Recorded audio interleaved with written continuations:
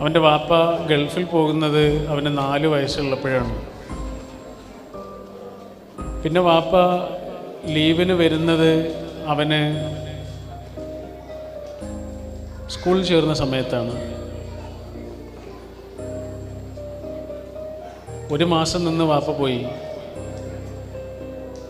പിന്നെ 4-ാം ക്ലാസ്സിൽ, 6-ാം ക്ലാസ്സിൽ, 9-ാം ക്ലാസ്സിൽ, പ്രീ ഡിഗ്രി, ഈ ക്ലാസ്സുകളിലൊക്കെ എത്തിയപ്പോൾ സമയത്ത് ഓരോ മാസങ്ങളിൽ മാത്രമാണ് അവൻ്റെ വാപ്പയെ കാണുന്നത്. അവൻ ഡിഗ്രി കഴിയുന്ന സമയത്ത് വാപ്പ വന്നു.